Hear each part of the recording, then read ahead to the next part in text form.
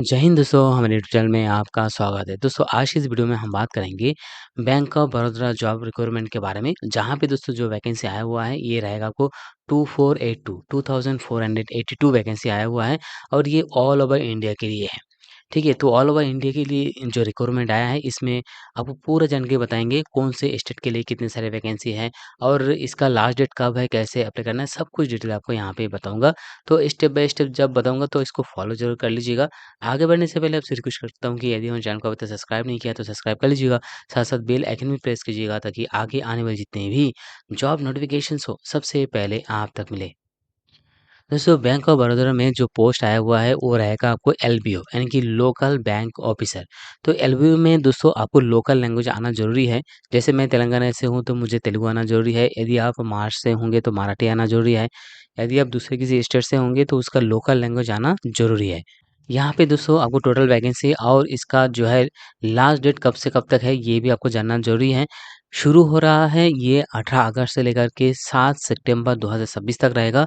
तो इसे बीचों-बीच जो है अप्लाई ज़रूर कर दीजिएगा। अब इसमें देखिए दोस्तों जो आंध्र प्रदेश है, आंध्र प्रदेश में आपको लोकल लैंग्वेज तेलुगु आना चाहिए। यहाँ पे जो टोटल वैकेंसी है वो रहेगा आपको 80 वैकेंसी यहाँ पे है। इसके अलावा यहाँ पे अरुणाचल प्रदेश है, अरुणाचल प्रदेश के लिए इंग्लिश आना ज़रूरी है और इसमें भी आपको जो वैकेंसी है वो रहेगा आपको 14 वैकेंसी न्यू वैकेंसी है और यहाँ पे अनफिल्ड यानी कि गैर जो वैकेंसी है वो 6 यानी कि इसमें भी आपको 20 वैकेंसी यहाँ पे है। इसके अलावा अगर आसाम में देखा जाए तो आसाम में भी आपको जो है 40 वैकेंसी आसाम में भी है। इसके अलावा आपका बाकी का स्टेट आपका जो भी स्टेट है आपको स्टेप बाय स्टेप सभी स्टेट के बारे में जानकारी आपको यहाँ पे बताऊँगा। गोवा के लिए देखिए आपको यहाँ पे कोंकणी का भाषा आना ज़रूरी है और यहाँ पे जो है 10 और 11 वैकेंसी यानी कि नया वैकेंसी 10 है, पुराना वैकेंसी 11 है। कुल मिला के यहाँ पे भी 21 वैकेंसी है। और गुजरात में भी आप देख सकते हो गुजराती आना ज़रूरी है। जो इसमें जो नया वैकेंसी और पुराना वैकेंसी है तो इसमें कुल मिला के आपको यहाँ पे 400 और यहाँ पे 785 वैकेंसी है। यानी कि दोस्तों कुल मिला के यहाँ पे 1185 यानी कि 1185 वैकेंसी है। इसके अलावा जम्मू एंड कश्मीर के लिए उर्दू या कश्मीरी या डोगरी भाषा आना ज़रूरी है। इसमें भी आपको 15 वैकेंसी है। इसके अलावा कर्नाटका के लिए कन्नड़ा आना ज़रूरी है। इसमें जो टोटल वैकेंसी है नया 130 और पुराना 288 यानी कि कुल मिला के यहाँ पे 418 वैकेंसी है। और केरला के लिए मलयालम आना ज़रूरी है। इसमें नया वैकेंसी 40 है और जो पुराना वैकेंसी था वो 9 है यानी कि 49 जो है यहाँ पे वैकेंसी है। इसके अलावा महाराष्ट्र के लिए मराठी लोकल लैंग्वेज आना ज़रूरी है। न्यू वैकेंसी 180 है, पुराना वैकेंसी जो है 38 है यानी टोटल 218 पोस्ट है। मणिपुर में इसमें भी आपको मणिपुरी या आपको यहाँ पे मैतेई आना ज़रूरी है, जिसमें आपको नया वैकेंसी आपको 10 है और पुराना वैकेंसी 5 है, यानी कि टोटल 15 पोस्ट है। इसके अलावा मेघालय के लिए आपको गारो या खासीवाना आना ज़रूरी है, इसमें आपको नया वैकेंसी 9 है और पुराना वैकेंसी 6 है। टोटल आपको यहाँ पे 15 वैकेंसी है। मिज़ोरम के लिए यहाँ पे मिज़ो का जो लैंग्वेज है वो आना ज़रूरी है और यहाँ पे जो न्यू वैकेंसी है 11 है, पुराना वैकेंसी जो 4 है। टोटल यहाँ पे 15 वैकेंसी है। नागालैंड के लिए इंग्लिश आना ज़रूरी है लेकिन मैंडेटरी नहीं है और यहाँ पे न्यू वैकेंसी 9 है और पुराना वैकेंसी जो है वो 6 है। टोटल 15 वैकेंसी है। ओडिशा के लिए ओडिया आना ज़रूरी है। न्यू वैकेंसी 96 है और पुराना वैकेंसी ओल्ड वैकेंसी 4 है यानी कि टोटल 100 पोस्ट है। पंजाब के लिए पंजाबी आना ज़रूरी है। इसमें न्यू वैकेंसी 30 है और ओल्ड वैकेंसी जो है वो जो अनफिल्ड वैकेंसी है वो है 4 यानी कि टोटल यहाँ पे 34 पोस्ट है। सिक्किम के लिए नेपाली या सिक्किमी भाषा आना ज़रूरी है। न्यू वैकेंसी 9 है एंड अनफिल्ड 1 यानी कि टोटल आपको यहाँ पे 10 वैकेंसी है। नेपाल के लिए तमिलनाडु के लिए आपको तमिल भाषा आना ज़रूरी है और इसमें 128 न्यू वैकेंसी है और अनफुलफिल्ड वैकेंसी 4 है यानी कि टोटल 132 वैकेंसी है। तेलंगाना के लिए तेलुगु आना ज़रूरी है। टोटल यहाँ पे न्यू वैकेंसी 50 है। 50 आपको न्यू वैकेंसी है जिसमें कि आपको एससी के लिए 8 है, एसटी के लिए यहाँ पे 3 है, ओबीसी के लिए 14 है, ईडब्ल्यूएस के लिए 5 है, जनरल के 20 वैकेंसी है। त्रिपुरा के लिए आपको बंगाली या आपको यहाँ पे कोग्बोरोक भाषा आना ज़रूरी है। यहाँ पे भी टोटल जो वैकेंसी है वो 8 वैकेंसी है। वेस्ट बंगाल के लिए बंगाली या नेपाली आना ज़रूरी है, जहाँ पे आपको जो टोटल वैकेंसी है 42 है। कुल अगर देखा जाए दोस्तों न्यू वैकेंसी यहाँ पे 1300 है और अनफिल्ड वैकेंसी जो पिछले साल था वो 1182 है। टोटल जो मिला के यहाँ पे है 2482 वैकेंसी है। दोस्तों अप्लाई करने के लिए अगर एलिजिबिलिटी की बात करें तो एलिजिबिलिटी देखिए दोस्तों, सबसे पहले आपको नेशनैलिटी में आपको इंडिया होना ज़रूरी है, या आप नेपाल, भूटान से हो या तिब्बतियन हो तो भी आप यहाँ पे अप्लाई कर सकते हो। और इसके अलावा दोस्तों अगर बात करें एजुकेशन क्वालिफ़िकेशन के, तो एजुकेशन क्वालिफ़िकेशन में ग्रेजुएशन होना ज़रूरी है।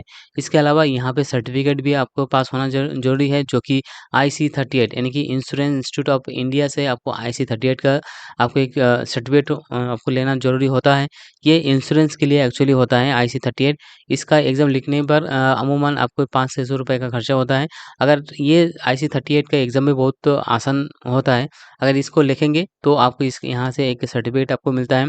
और इसके अलावा दोस्तों आपको यहाँ पे जो है प्री क्वालिफ़िकेशन एक्सपीरियंस जो पूछा गया है, इसके अलावा 1 साल का जो है एक्सपीरियंस होना ज़रूरी है। कोई भी शेड्यूल कमर्शियल बैंक के यदि आपने काम किए हो, मिनिमम 1 साल का एक्सपीरियंस भी आपको चाहिए। और लास्ट में है दोस्तों लोकल लैंग्वेज। लोकल जो भी लोकल स्टेट से आप अप्लाई कर रहे हो, तो लोकल लैंग्वेज आपको यहाँ पे रीडिंग, राइटिंग और स्पीकिंग आपको आना चाहिए, ठीक है? तब जाके आप यहाँ पे एलिजिबल हो और अप्लाई कर सकते हो। दोस्तों यहाँ पे आपको जो सैलरी मिलेगा ग्रेड के हिसाब से अप टू 85,920 रुपीज़ तक आपको यहाँ पे सैलरी मिलेंगे। अभी बात कर लेते हैं दोस्तों अप्लाई करने के लिए एप्लीकेशन फ़ीस कितना देना पड़ेगा। तो एप्लीकेशन फ़ीस दोस्तों जो जनरल, ईडब्ल्यूएस और ओबीसी कैंडिडेट है, उनके लिए तो दोस्तों 850 रुपए आपको देना होगा, प्लस पेमेंट गेटवे, जीएसटी वगैरह चार्जेस अलग से रहेगा। इसके अलावा SC, ST, PWD, ESM, DESM and women candidate के लिए यहाँ पे 175 रुपीज़ देना पड़ेगा, इंक्लूडिंग यहाँ पे जीएसटी और पेमेंट गेटवे चार्जेस आपको यहाँ पे कुल मिला के आपको यहाँ पे अलग से रहेगा। तो यहाँ पे अप्लाई करने के लिए आपका जो एज लिमिट है वो कितना होना चाहिए, तो एज आपको मिनिमम 21 ईयर्स और मैक्सिमम 30 ईयर्स आपके एज लिमिट होना चाहिए, तब जगह आप यहाँ पे एलिजिबल हो और अप्लाई कर सकते हो। लेकिन इसमें एज रिलैक्सेशन भी दिया गया है।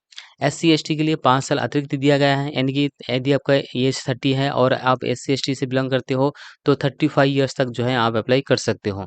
ओबीसी जो कि आपको एनसीएल में के अंतर्गत आते हैं, उनके लिए 3 साल अतिरिक्त दिया गया है। और यहाँ पे पर्सन विथ बेंचमार्क डिसेबिलिटी जो हैंडीकैप पर्सन है, उनके लिए भी अलग से दिया गया है। जनरल ईडब्ल्यूएस कैटेगरी के लिए 10 साल, और इसके अलावा दोस्तों आपको ओबीसी के लिए 13 साल, SC/ST के लिए 15 साल तक जो है यहाँ पे दिया गया है।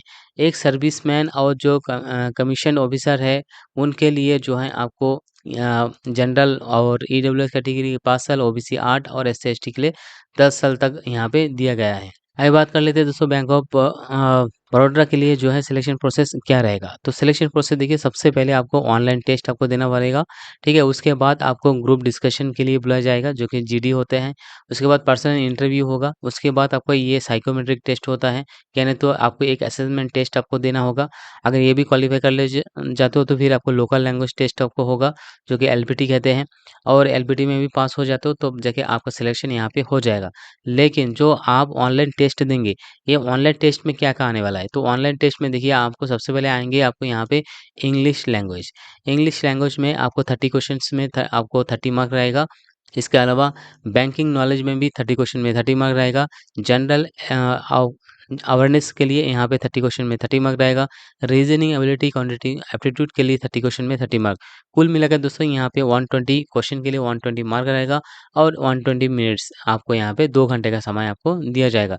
लेकिन याद रखना है कि यहाँ पे आपको नेगेटिव मार्क के लिए 0.25% आपको जो है नेगेटिव पर्सन के लिए आपको कट होंगे। इसलिए यदि आपको आंसर आता है तो दीजिए, अगर आंसर नहीं आता है तो मत दीजिए। अगर आंसर नहीं देंगे तो उसका कोई आपको नेगेटिव मार्क नहीं रहेगा, लेकिन आपको गलत आंसर देते हो तो 0.25% आपको मार्क कट हो जाएगा। अगर देखा जाए तो यहाँ पे क्वालीफाइंग के लिए आपको जो जनरल कैटेगरी है उनके लिए आपको 60% आना ज़रूरी है, और जो रिज़र्व कैंडिडेट है उनके लिए 55% मार्क आए तो भी आप क्वालीफाई यहाँ पे कर जाओगे, ठीक है? अप्लाई करने के लिए सिंपली आपको इस साइट में जाना होगा और यहाँ से आपको अप्लाई करना होगा। जैसे उस लिंक पे क्लिक करोगे, आपको यहाँ पे जो है राइट कॉर्नर आप यहाँ पे दिख रहा है, ठीक है? यहाँ पे देखिए करियर का एक ऑप्शन लिखा है, इसके ऊपर आपको क्लिक कर देना होगा। जैसे आप इसके ऊपर क्लिक करोगे तो आपके सामने कुछ ऐसे ओपन हो जाएगा। यहाँ पे आने के बाद आपको करंट अपॉर्च्युनिटी है, यहाँ पे क्लिक करेंगे तो क्लिक नहीं होगा। आपको जो नो मोर है इसके ऊपर आपको क्लिक कर देना होगा। जैसे आप नो मोर में क्लिक करोगे तो आपके सामने करंट अपॉर्च्युनिटीज़ का आपको जो है यहाँ पे ऑप्शन खुल के आ जाएगा। यहाँ पे आपको देखिए जो 18 तारीख से शुरू हो रहा है, यहाँ पे जो मैंने बता रहा था बैंक ऑफ इंडिया का, इस पेज आ जाएगा। यहाँ पे अप्लाई नाउ का ऑप्शन है, अप्लाई नाउ के ऊपर क्लिक कर देना होगा। आपके सामने ये पेज ओपन हो जाएगा।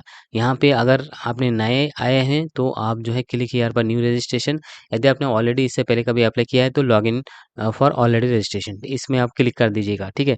यदि नया है तो न्यू रजिस्ट्रेशन के ऊपर क्लिक कर दीजिए। यहाँ पे बहुत ही सिंपली है। वैसे तो बेसिक इन्फॉर्मेशन देना है, उसके बाद सबको डॉक्यूमेंट वेरिफिकेशन करना है, उसके बाद फोटो एंड सिग्नेचर को अपलोड करना है, डिटेल फिल करना है, प्रीव्यू एक बार देखना है कि सही से अपलोड हुआ है या नहीं। सब डॉक्यूमेंट अपलोड करने के बाद जो पेमेंट है, पेमेंट आप यहाँ पे पे करेंगे और यहाँ पे सबमिट कर देंगे, सबमिट हो जाएगा। दोस्तों पेज आपको यहाँ पे सबमिट करने में भी बहुत ही आसान है। अगर सबमिट करने के दौरान आपको मन में कोई भी डाउट सवाल है तो हमें जो है कमेंट कर सकते हो, नीचे डिस्क्रिप्शन में आपको दे दूँगा जो व्हाट्सएप का लिंक, उसके ज़रिए भी हमें व्हाट्सएप कर सकते हो। कोई भी डाउट सवाल है तो जानकारी ज़रूर लीजिएगा, लेकिन बिफ़ोर आप हमारे चैनल को सब्सक्राइब ज़रूर कर दीजिएगा। तो फिलहाल दोस्तों इस वीडियो में इतना ही। अगर वीडियो पसंद आए लाइक, शेयर और सब्सक्राइब कीजिएगा। धन्यवाद।